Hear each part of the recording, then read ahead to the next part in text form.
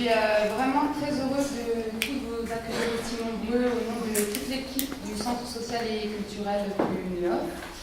Alors, le Centre social et culturel œuvre sur le quartier depuis maintenant les années 80 et accueille toute une diversité, la diversité de quartiers qui ont fait un quartier vraiment riche, un quartier où se mélangent des âges, des cultures, des trajectoires, toute une mixité qui sont pour nous une réelle richesse. Et on voulait, à travers un événement qu'on a construit avec différents partenaires mettre en valeur cette richesse. On est très content vraiment d'être accueillis ici à la librairie Kléber pour nous permettre de montrer ce qu'est vraiment notre quartier, qui a des habitantes qui courageusement participent à une aventure comme l'a proposé Aline Martin et l'association À Livre Ouvert. On remercie évidemment Alec Lupin de nous accompagner, qui est le professeur de SAS de l'école de musique. Et surtout, on vous remercie, vous, d'avoir l'ouverture et le plaisir de venir partager ce moment-là avec nous. Bienvenue à tous.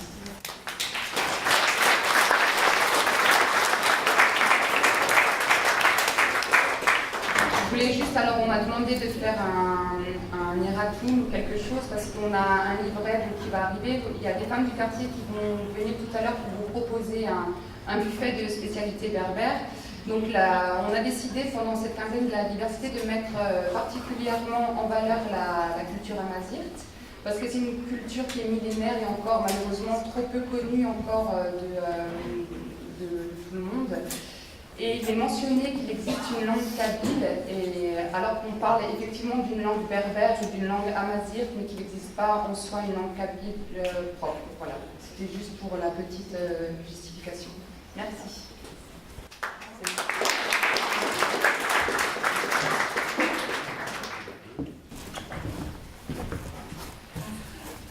Bonsoir à tous. Simplement quelques mots pour l'association À Livre Ouvert Mairie Offenburg, pour dire à quel point nous sommes heureux de pouvoir travailler avec le centre culturel du Neuhof et tous les acteurs du quartier. C'est vraiment une belle rencontre. La vie est faite de rencontres et celle-ci a une histoire déjà assez longue. Il y a quelques années, nous avons organisé au Centre culturel alsacien une rencontre entre anciens et nouveaux Alsaciens. Et la personne, Médiné, qui est devenue une amie, m'avait dit à l'époque, j'étais derrière la porte de ce centre culturel alsacien et je me demandais en ouvrant ce que j'allais trouver. Et ce que nous avons trouvé toutes les deux et toutes les personnes qui ont participé à cet événement à l'époque, c'est l'amitié. Et cette amitié, nous avons continué à la cultiver et elle nous a amenés aujourd'hui ici, où nous avons partagé, je pense, un excellent moment.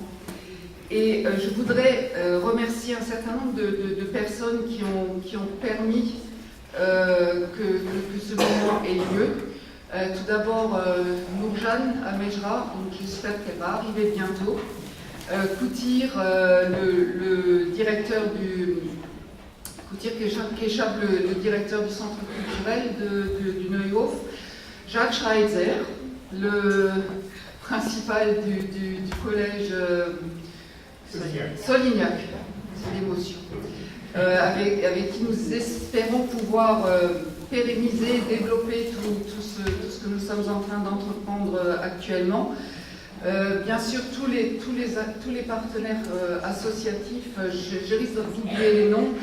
L'école de musique avec Laetitia qui a permis qu'Aïtekin puisse être présent. Les enfants sont là aussi de l'école de musique.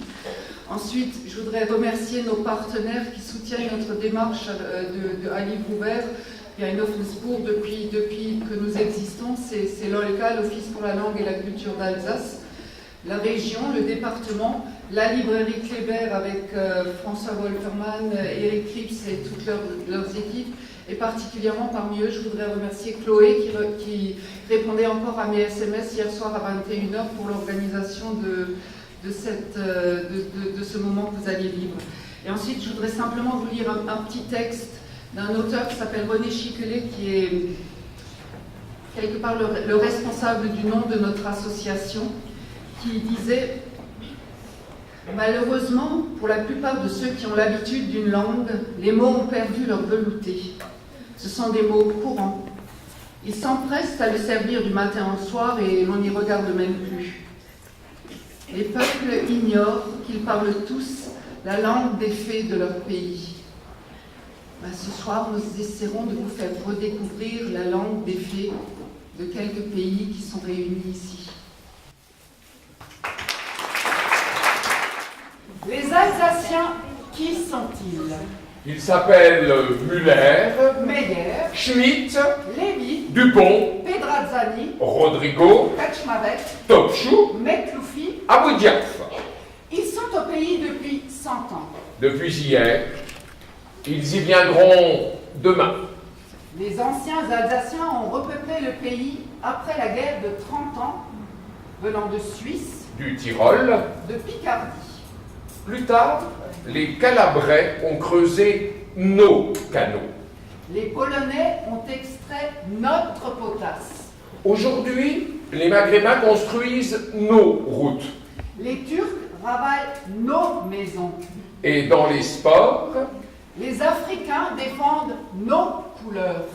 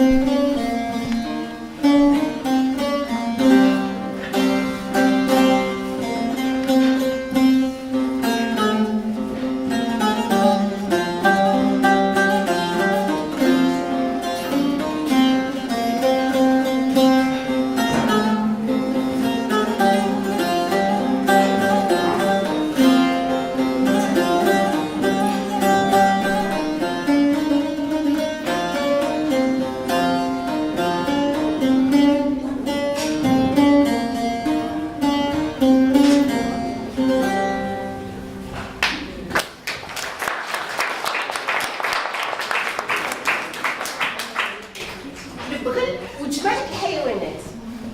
كان يا مكان في يوم من ايامات زمان حكايه ترويها العجايز للصبيان قبل ما تنام، قصه يغنيها راوي عنا من زمان. بادي الكلام كان يا مكان، كان يا مكان. اليوم قصتنا غادا تتكلم على السي البغل المسكين وجماعات الحيوان. يلا.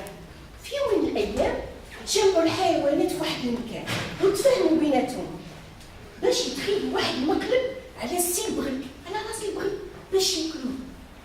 فكروا مزيان وقالوا اجيو نلعبوا معاه اللعبة ديال شكون باك. شكون باك؟ اللي نسولوه لازم يقول شكون باك، واللي ما يجاوبش يخسر اللعبة.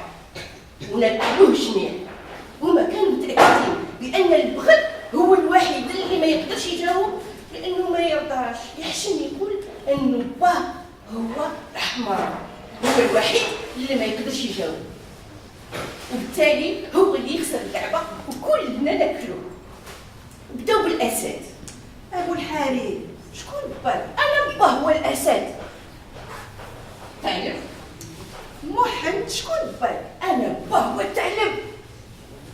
الحمار. الحمار شكون باك؟ أنا باه هو الحمار.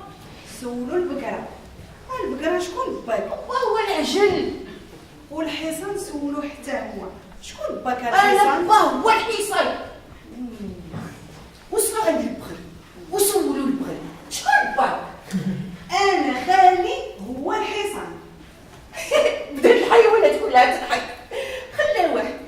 المهم خلاوه كل المهم خلاوه وكملوا الدوره وطرحوا السؤال، نفس السؤال على الحيوانات كاملين. سولوا القنفذ، سولوا الفكرون، سولوا الديب، الارنب، سولوا الخنزير الوحشي كملوا بالكلب وعاود كلهم جاوبوا بافتخار سميت باهم. المهم رجعوا للبغل يا هالبغل قلنا شكون باك؟ وانا حاجه وحده غنقول لكم، الحصان هو خالي. واش حنا سولناك على خالك ولا على باك؟ قلنا شكون باك؟ ايوا فكر البغل مزيان وجاوبهم. ايوا شوفوا انا كتب سميتو هنا تحت رجلي، بغيتو تعرفوا شكون با؟ يلا اجي نقراو شنو كتب.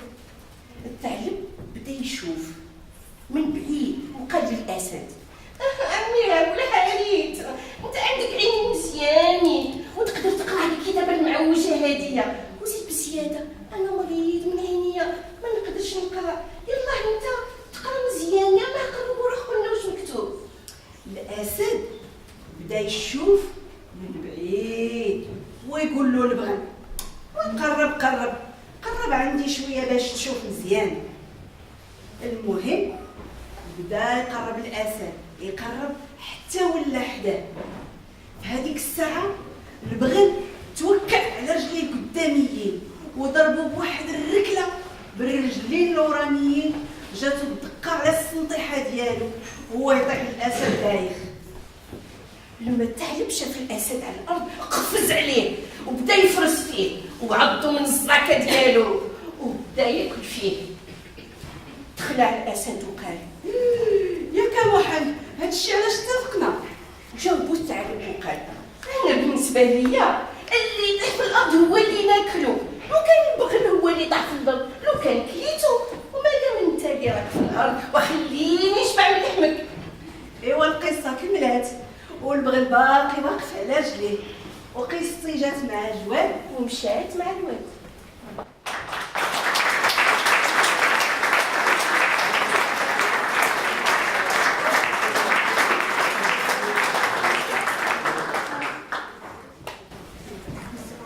en français.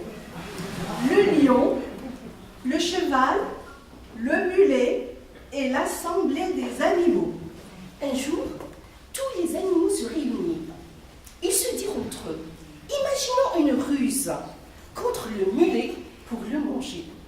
Questionnons-nous mutuellement sur notre père.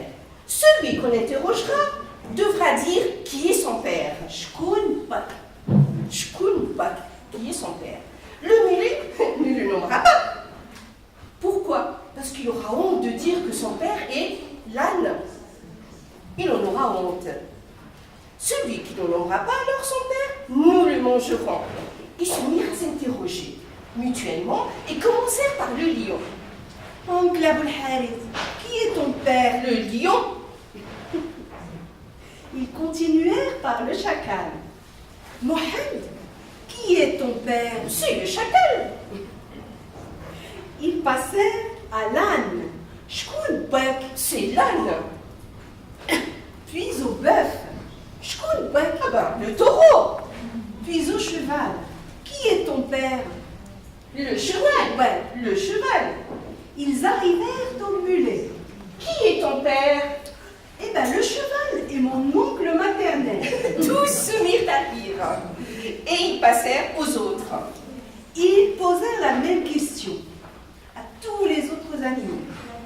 La même question au hérisson, à la tortue, à la hyène, à la fouine, au renard, au lévrier, au sanglier et aux chiens qui tous répondirent fièrement qui est leur père. Ils passèrent au mulet. Alors, mulet, dis-nous qui est ton père. Mais je vous dirai seulement que le cheval est mon oncle maternel. Bah, nous demandons après ton père, pas après ton oncle. Eh bien, voyez, mon père l'a écrit là, sous mon pied, mon sabot. Regardez et vous saurez.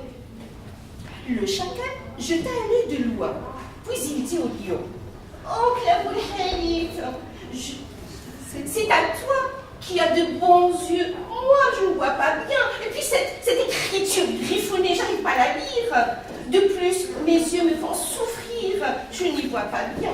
Ah non, regarde, toi, tu as de bons yeux. Toi seul peux déchiffrer illustré ce texte. Comme le lion se contentait d'observer de loin, le mulet l'encouragea. Avance, avance-toi un peu pour bien voir.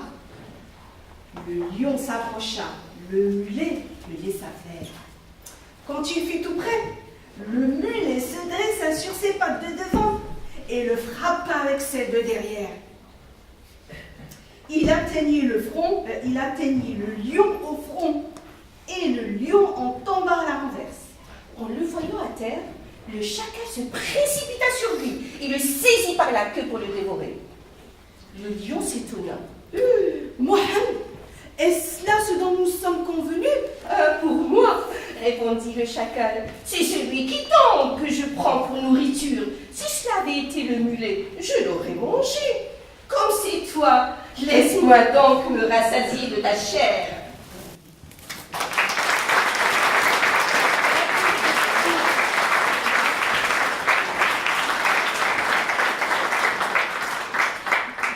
Alors maintenant, vous allez entendre, en tous les cas pour ceux qui ne connaissent pas cette langue, quelque chose que vous n'avez jamais entendu. La Fontaine... En arabe. Oui, en arabe, exactement. Donc, je vous propose de deviner de quelle femme il s'agit.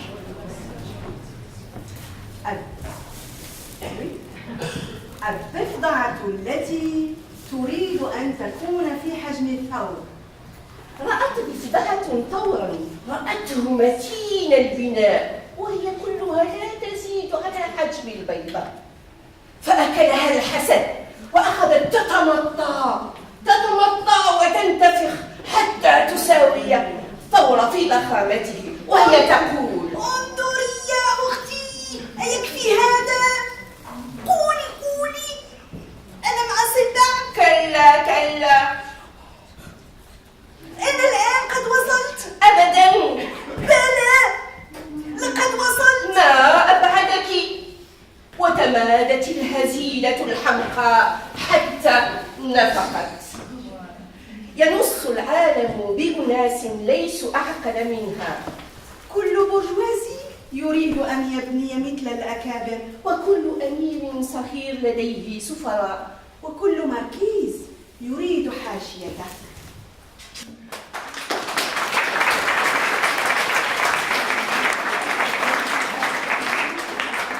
Ceux qui n'auraient pas deviné la version originale. Une grenouille vit un bœuf qui lui sembla de belle taille. Elle, qui n'était pas grosse en tout comme un œuf, envieuse, s'étend et s'enfle, et je travaille pour égaler l'animal en grosseur, disant: Oh, regardez bien ma sœur. Est-ce assez? Dites-moi. Que nini. Mais voici donc. Pas du tout, point Mais du voilà. tout. Mais vous n'en approchez même pas. La chétive pécore s'enfla si bien qu'elle creva. Le monde n'est pas plus sage. Il est plein de gens qui, précisément, ne sont pas plus sages. Tout bourgeois veut construire comme un prince. Tout petit prince a des ambassadeurs. Tout marquis veut avoir des pages.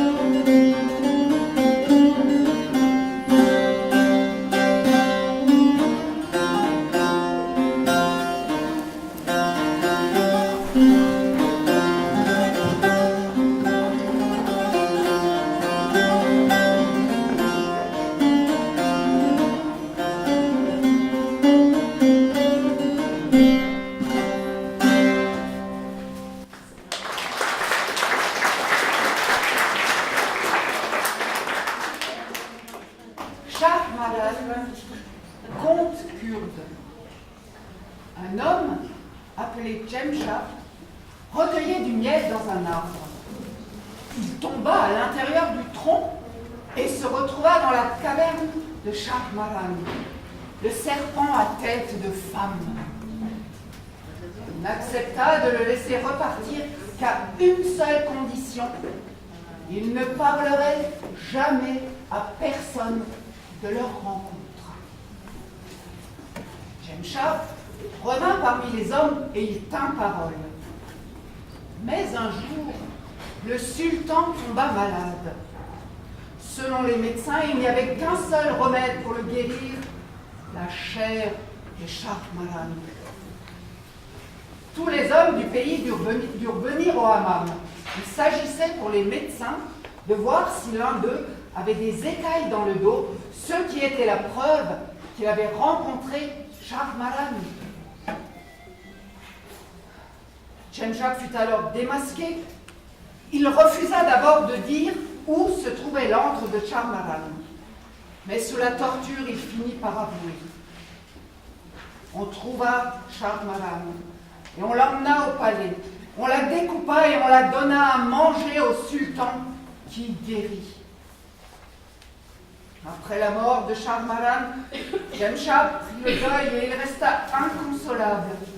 Se sentant coupable du sort qui avait été réservé à la reine des serpents, il décida de se rendre à la grotte où il l'avait rencontrée pour demander au peuple des serpents de le châtier. À l'entrée de la grotte, Jemshab rencontra un serpent vieux et sage et lui expliqua son intention. Si le peuple des serpents apprend la mort de Shahmaran, ce sera la fin de l'humanité. Ni moi, ni toi ne pourrons arrêter les serpents. Et ils extermineront tous les humains. Shahmaran s'est sacrifié pour toi. Va par les chemins. Les fleurs, les arbres et les plantes te livreront leurs secrets. 2 serpents t'accompagneront et tu deviendras Lokman Hekim, c'est-à-dire médecin. Car en se sacrifiant, Shahmaran t'a légué son pouvoir de guérison. Désormais, tu soigneras les hommes. Et c'est depuis ce jour que les 2 serpents sont le symbole de la pharmacie et de la médecine.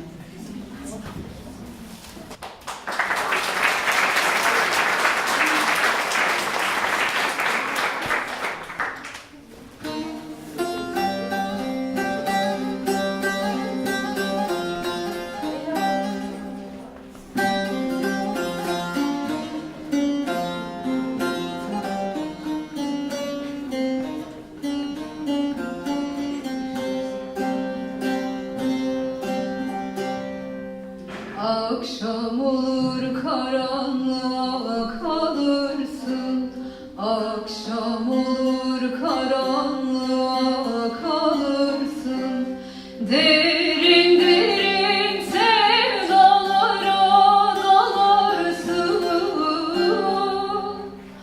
Oy gelin gelin sevdalı gelin, öldürdün beni.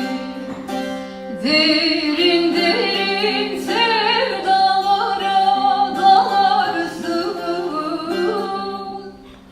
Oy gelin gelin sevdalı gelin, öldürdün beni.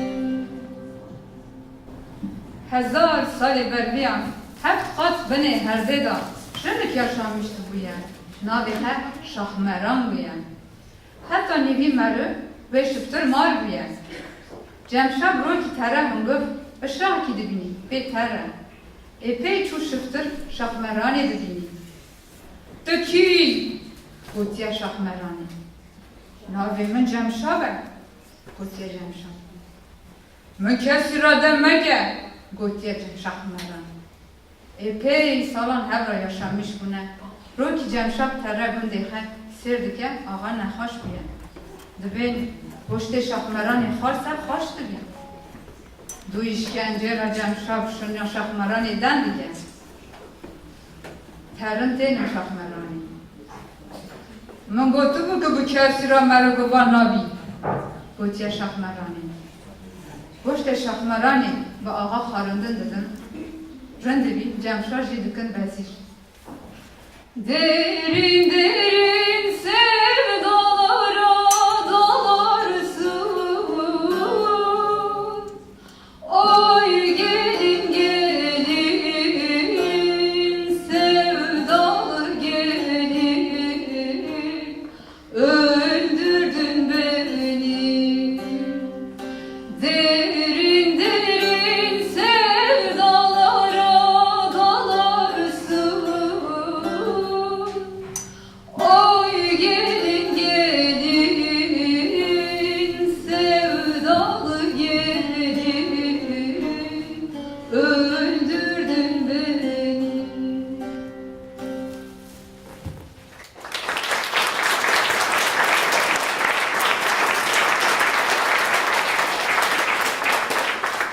Alors là, nous reprenons notre petit jeu. La Fontaine est bien sûr traduit en kurde. Oui, et en alsacien, et en japonais.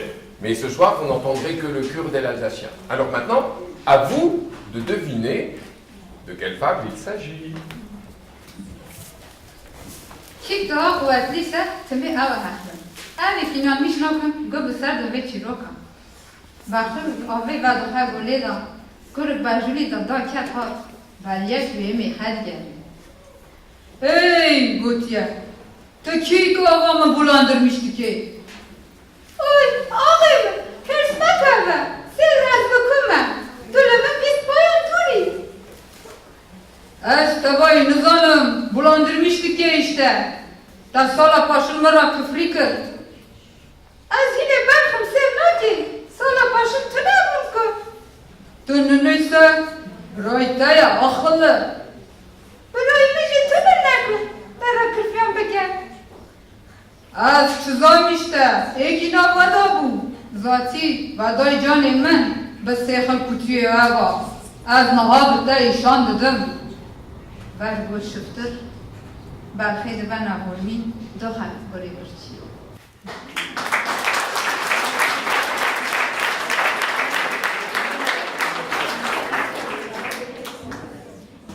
Pour les quelques rares non-kurdophones, der Wolf und das Hemmele. Im Grunde genommen ist es wie Gäste. Der Stärkste ist immer der Beste. Ein kleiner Hemmele geht schnell Wassersiphon um die Welt. Doch da kommt der Wolf zu schlichen, sagt: Du ist mit dem Wasserwischen machst dreckig mit deinen Stunken und mit dem Wasser der Stunken. Weißt, das ist eine Frechheit von dir. Schätzter Herr, so glaube mir, ich will ihm bestimmt nicht allein leben. Das Wässerle dazu nicht treiben.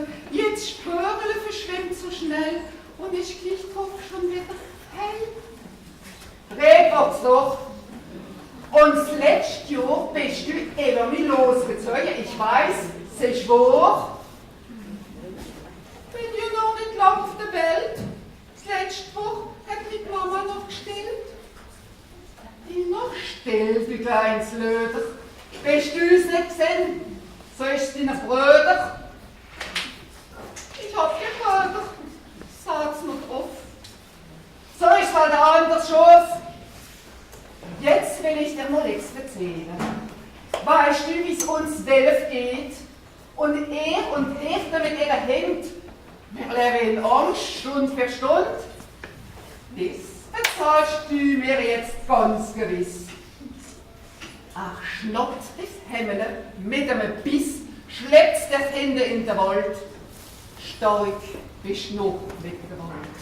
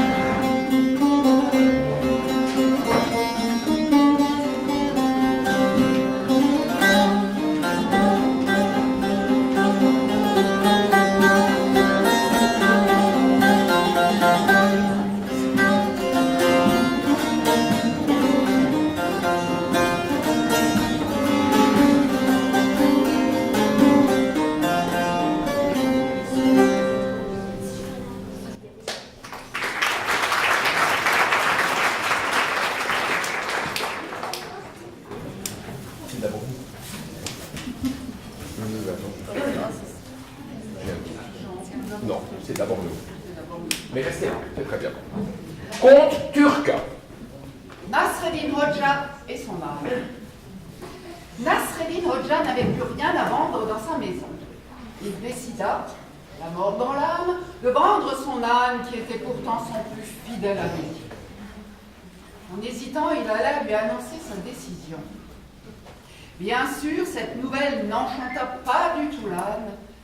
Et Nasreddin Hoxha essaya de le convaincre par tous les moyens. L'âne fit mine d'accepter, mais il n'en pensait pas moins. Ils arrivèrent au marché. Dès qu'il vit un commerçant, Nasreddin Hoxha lui raconta qu'il n'avait plus rien et qu'il était contraint de vendre son âne. Le commerçant pensa qu'il allait faire une bonne affaire et il voulut, comme il se doit, examiner les dents de l'animal. Bien sûr, l'âne n'était pas content et il donna un coup de pied à l'homme qui vola 3 mètres plus loin. Et bien sûr, plus personne ne voulut l'acheter. Ton âne était-tu grincheux et tu veux nous le vendre? Nasreddin Hoxha, qui voulait s'en sortir la tête haute, répondit: Mais je n'avais aucune envie de le vendre. Je voulais seulement vous montrer combien mon âne a un sale caractère.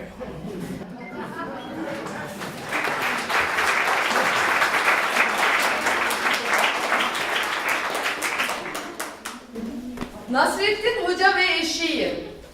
Eli darda olan Nasreddin Hoca satacak hiçbir şeyi kalmayınca eşeğini satmaya karar vermiş. Bu parlak fikrini istemeye cefakar dostuna açmış. Tabi bu da eşeğin hiç hoşuna gitmemiş. Kurnaz Hoca ne yapmış ne etmiş eşeğin gönlünü etmiş. Böylece anlayış gösteren taraf eşek olmuş. Hoca pazara varmış. Hoca önüne çıkan ilk tüccara ne kadar çaresiz kaldığını anlatmış. Bu çaresizlik tüccarın çok hoşuna gitmiş. Eşeğin dişlerine bakmak istemiş. Hal böyle olunca tabii eşek gönülsüz ya. Dişlerine bakmak isteyince eşek tekmesiyle tüccara vurunca 2-3 metre havaya uçurmuş. Böylece hiç kimse almak istememiş. Ya hoca efendi, bu ne biçim eşek? Huysuz, inatçı, bir de bize satmak istiyorsun demiş. Hoca da aslında benim satmaya hiç gönlüm yoktu. Nasıl bir huysuz eşeğim var, sizin de görmenizi istedim demiş.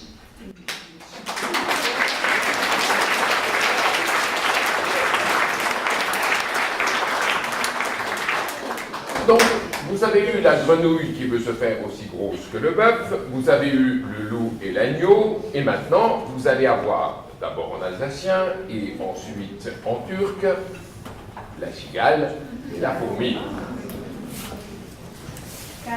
Seilmiesel und Ameis. Seilmiesel, der durch den Neumatt, hat gesungen ohne Noten gehabt. Man hört der Miesel gesungen den ganzen schönen Sommer lang. Langsam um den Herbst zu schlichen und der Nebel will ihm weichen. Das Giege ist ihm noch verfangen. Arm und Blut ist es da gestanden. Leider muss es betteln gehen, bleibt dort bei den Nachbarn stehen. Freude um ein kleines Nimpel Brot, um ein Almosen in der Not, bis das der Frühjahr kommt. Ich zahle alles zurück, ganz bestimmt, bezahlt hart samt den Zinsen. Jedoch damals, die dort Grenze. Sie hat den ganzen Sommer geschafft, mit mehr Himmel zusammengekraft. Sie freut noch das Heimiesel und lang. Was hast du denn diesen Sommer gemacht? Da und Nacht habe ich gesungen, von einem Lied ins andere gesprungen. Ah, gesungen hat Mademoiselle. Und jetzt, was sie halt essen will, geht sie zu den Nachbarn betteln, strengt sie halt an, die Wädler. So kannst du tänzeln gehen und Kommunion wieder in.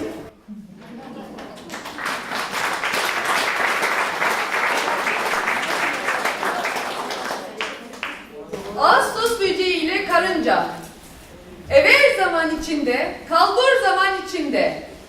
Aynı köyde yaşayan bir karınca ile Ağustos böceği varmış. Ağustos böceği eğlenmeyi, şarkı söylemeyi çok severmiş. Karınca ise çalışmayı çok severmiş. Boş durmayı hiç sevmezmiş. Mevsimlerden yaz imiş. Hava çok sıcakmış. Ve çok güzelmiş. Ağustos böceği durur mu? Almış eline sazını, başlamış çalmaya, bir yandan da oynamaya. Ağustos böceği eğlenirken karınca çalışmaya devam ediyormuş. Ağustos böceği karınca ile dalga geçmiş. Daha yaz mevsimindeyiz. Bahar bile gelmeden bu ne telaş karınca demiş. Karınca ciddi bir şekilde, ama ben böyle çalışkan bir karıncayım demiş. Aradan bayağı zaman geçmiş. Karınca yeterince yiyecek depolamış. Havalar soğumaya başlamış. Ama Ağustos böceği hala saz çalıyor, karınca ile de dalga geçiyormuş. Karlar yağmaya başlamış. Karınca evine girip rahatça depoladığı yiyeceklerden yemeye başlamış. Ağustos böceği ise dışarıda donuyormuş. Soğuktan bayılmış. Soğuktan bayılmış. Karınca rahatmış ama Ağustos böceğini merak etmiş. Dışarı çıkmış. Bakınmak istemiş. Bir de ne görsün? Kar altında kalmış Ağustos böceği. Kar artık üstünü kapatmaya başlamış. Ağustos böceği, karınca ona yardım etmeye başlamış. Ağustos böceği bunun üzerine hüngür hüngür ağlamış. Karınca kardeş, sen yaz boyunca çalıştın, ben ise oynadım. Sen bana yardım ediyorsun demiş. Karınca ciddi bir şekilde yine, önemli değil demiş. Bu Ağustos böceğine güzel bir ders olmuş. Bir dahaki yaz çalışıp önlem almaya karar vermiş. Karınca ile de komşu olup çok mutlu bir hayat yaşamışlar.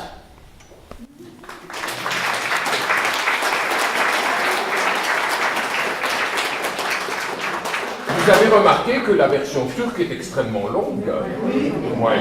Vous savez pourquoi? Je vais vous le dire. C'est que les Turcs ne sont pas du tout d'accord avec la morale de La Fontaine. Donc ils ont écrit une suite avec une autre morale. Et celle-là, je vais vous la raconter. La cigale, ayant chanté tout l'été, se trouva fort dépourvue quand la bise fut venue. Pas un seul petit morceau de rouge ne vernissait. Elle alla crier famine chez la fourmi, sa voisine, la priant de lui prêter quelques grains pour subsister jusqu'à la saison nouvelle. « Je vous paierai, lui dit-elle, avant l'août, frais d'animal, intérêt est principal. » La fourmi n'est pas prêteuse, c'est là son moindre défaut. « Que faisiez-vous au temps chaud ?» dit-elle à cette emprunteuse. « Nuit et jour, à tout venant, je chantais, ne vous déplaise. » « Vous chantiez? Ah ah! Chantiez portaise. Eh bien, dansez maintenant. » Et la fourmi ferma sa porte. La bise soufflait, la neige tombait, la cigale transit, s'évanouit. La fourmi la trouva à demi morte le lendemain et la recueillit. « Tenez, goûtez la soupe que voici. Elle est bien chaude et bien épaisse. »« Oh, je chantais, ne vous déplaise, et vous avez travaillé tout l'été.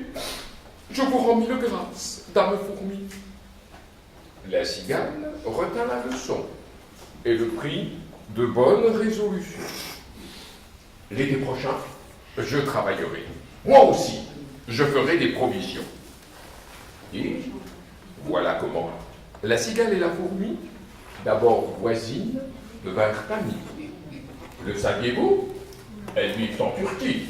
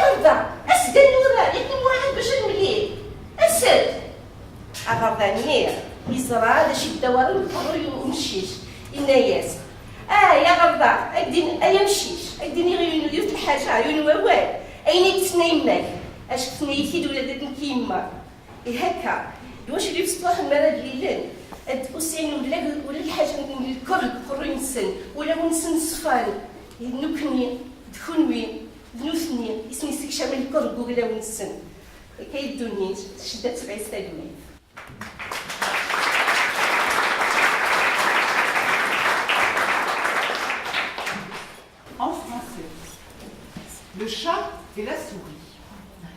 Que je vous raconte une histoire, Dieu fasse qu'elle soit belle, longue et se déroule comme un long fil. C'est l'histoire d'un petit chat qui sort pour la première fois. Il rencontre une petite souris qui, elle aussi, sort pour la première fois. Ils étaient contents de faire connaissance, jouent ensemble et se lient d'amitié. Avant de rentrer chez eux, ils se donnent rendez-vous pour le lendemain et se promettent de se retrouver tous demande à son chaton. Oh mon fils, la vie te plaît-elle dehors? Oh oui maman, c'était très bien, je me suis bien amusée et je me suis fait un ami. Il s'appelle Souris. Oh, mais ça ne va pas, tu aurais pu le dévorer, c'est notre ennemi. De son côté, la maman souris interroge son petit. Alors mon bébé, la vie te plaît-elle dehors? Oui, maman. En plus, j'ai rencontré quelqu'un qui est devenu mon ami. Il s'appelle Chat. Oh mon Dieu, mais fais attention, c'est notre ennemi.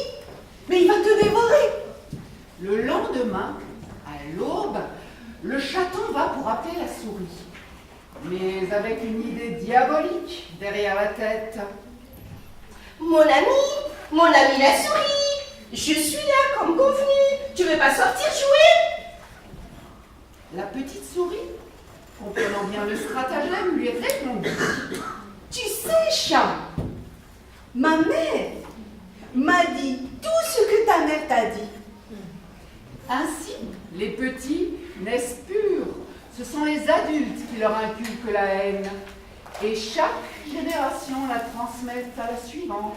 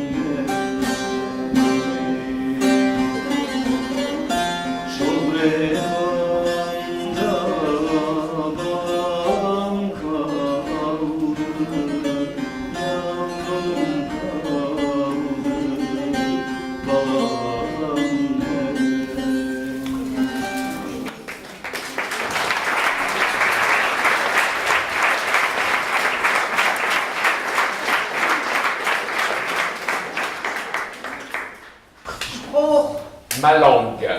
Vin und Brot, الخم والخبز. Böen und Feyelit, Dar ve çiçek, Riefer und Sun, Buz ve güneş, Rehe, Eifur, Spruch, لغتي.